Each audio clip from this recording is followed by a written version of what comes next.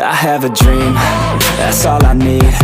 I'll make it happen with some work and belief. They're looking right at me to see if I succeed, to see if I believe. They're looking up to me. They want the best of me now.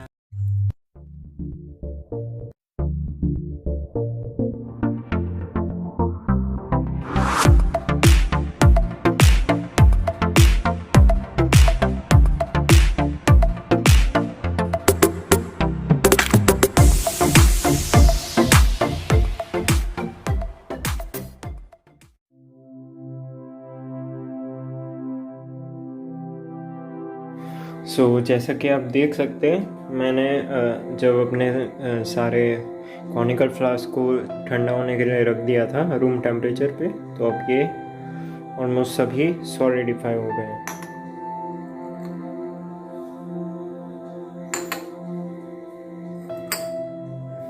आप देख सकते हैं, मैं थोड़ा अब clear आपको दिख रहा होगा। तो ये ऐसा पूरा लेयर फॉर्म हो जाती है।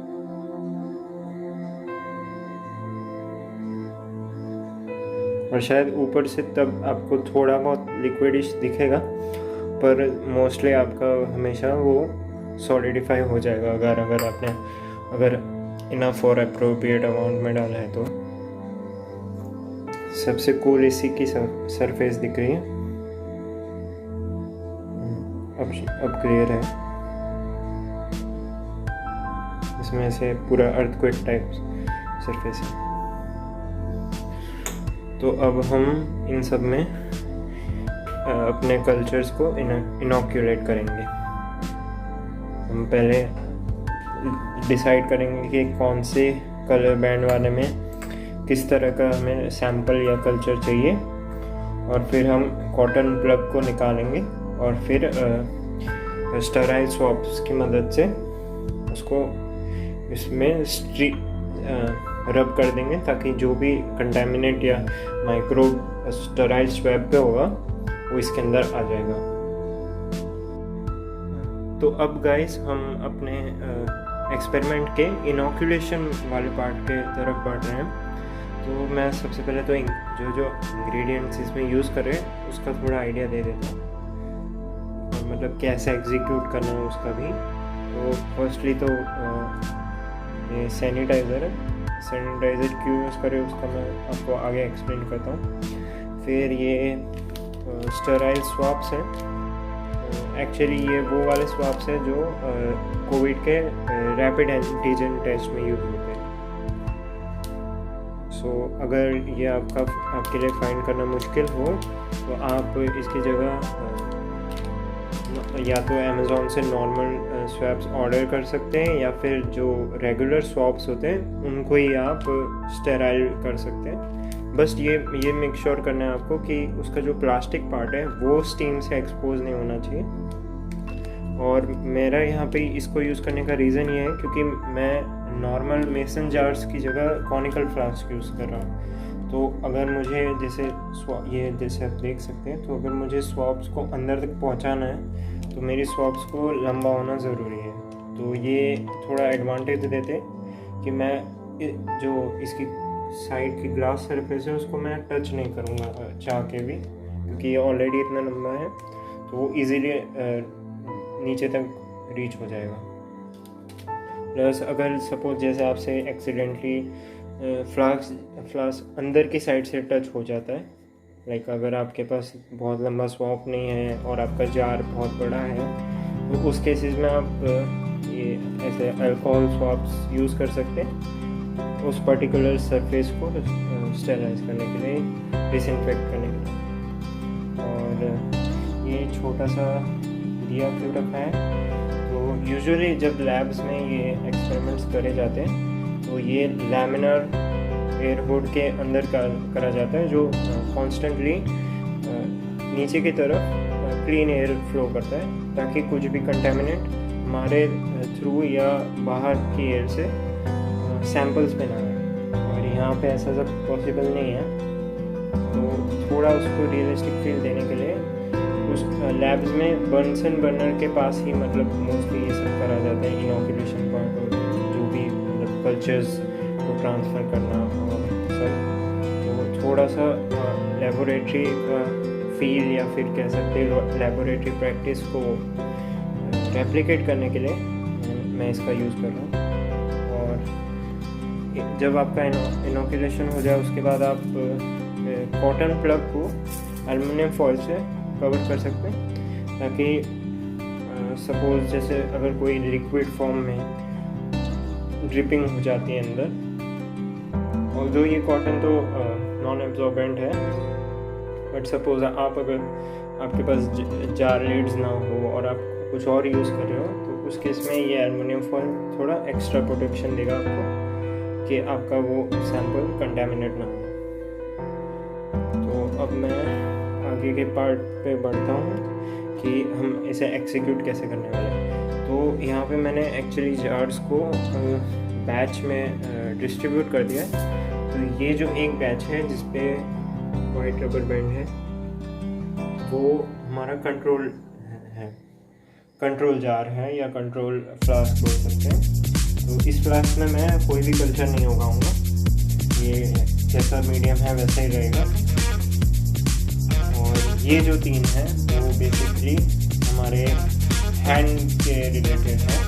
तो ब्लू पार्ट जो ब्लू वाला फ्लास्क है उसमें मैं मेरे डर्टी हैंड से इनोकुलम दूँगा।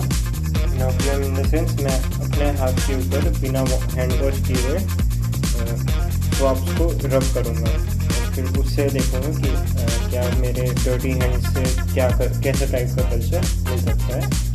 फिर उसके बाद जो पिंक जार है, पिंक जार में हम हैंड वॉश के बाद, जो कि WHO के रिकमेंडेड हैंड वॉशिंग टेक्निक है, उसके बाद मैं अपने हैंड्स को जब वेट होंगे तब एक स्वॉप से थोड़ा रब करके यहाँ पे इनोकुलेट करूँगा, और साथ ही जो मेरा हैंड ड्राई होगा उसको भी मैं अपोजिट एंड पे इसी फ्लास्क में इनोकुलेट करूँगा, और ताकि ये मैं देख सकूँ कि मेरे डर्टी हैंड्स के कंपैरिजन में मेरे वेट और ड्राई हैंड्स की मदद से कितना लेस कल्चर या नो कल्चर देखने को मिल सकता है। तो हम उसको कंपैरिजन करेंगे कि डर्टी हैंड को रेगुलर हैंड वॉशिंग कितना इफ़ेक्टिव है माइक्रोब्स को हटाने के लिए। और जो ये थर्ड है जो कि रेड रबर बैंड में है, उसमें मैं अपना सैनिटाइज़र अप्लाई करने के बाद अपने हैंड से सैंपल लूँगा इनोकुलम का, और उसको यहाँ पे रब करूँगा ये देखने के लिए कि अगर हम डर्टी हैंड और रेगुलर वे में वॉश करा हुआ हैंड्स को सैनिटाइज़र से कंपेयर करें, तो सैनिटाइज़र कितना इफ़ेक्टिव है, क्या वो हैंड वॉशिंग के जितना इफ़ेक्टिव है या उससे कम है, या बिल्कुल भी इफ़ेक्टिव नहीं है। और जो ये लास्ट है उसमें हम लोग नॉर्मल एवरीडे यूज़ वाली सरफेसेस को कंसिडर करेंगे। सो येलो में मैं ऐसी सरफेस लूँगा जिसको रेगुलरली यूज़ किया जाता है, बट उसको रेगुलरली साफ़ नहीं किया जाता है। और ब्लैक वाली में मैं वो सरफेस लूँगा जो रेगुलरली यूज़ हो रही है पर उसको रेगुलरली साफ़ भी किया जा रहा है। सो मैंने अपने जार्स को इस तरह से आप डिवाइड किया है। आप चाहें तो जैसे कि इस केस में अपने 2 जार्स ले सकते हैं, जहाँ पे आप वेट हैंड्स और ड्राई हैंड्स दोनों को अलग अलग जार में ग्रो कर सकते हैं, ताकि आप देख सकें कि वेट हैंड्स हैंड वॉश के बाद जो वेट हैंड्स होते हैं या हैंड वॉश के बाद जो ड्राई हैंड्स होते हैं वो कितने इफ़ेक्टिव हैं अगर एक दूसरे से कंपेयर करें तो। और आप चाहे तो कितने भी नंबर ऑफ सरफेस कंसीडर कर सकते हैं जिस पे भी आप मतलब इंटरेस्टेड हो काम करना। सो अब हम आगे बढ़ेंगे एक्सपेरिमेंट में। सो गाइस, सबसे पहले मैंने कंट्रोल फ्लास्क के ऊपर एल्युमिनियम फॉइल को रैप कर दिया क्योंकि उसका यूज़ अभी हम करने नहीं वाले थे। और मैंने ब्लू बैंड वाले फ्लास्क में अपने डर्टी हैंड से स्टेरॉइड स्वाब को पूरे हैंड पे रब करके वहाँ से सैंपल लेके मीडिया के सरफेस पे उसको रब कर दिया और डैप कर दिया। जगह जगह पे, और फिर उसको कॉटन प्लग लगा के और एल्युमिनियम फॉयल लगा के बंद कर दिया।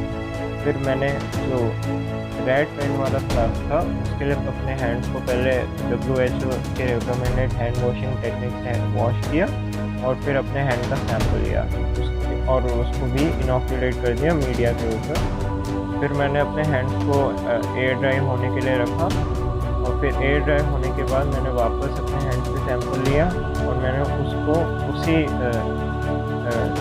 रेड बैंड में इनॉक्यूलेट कर दिया।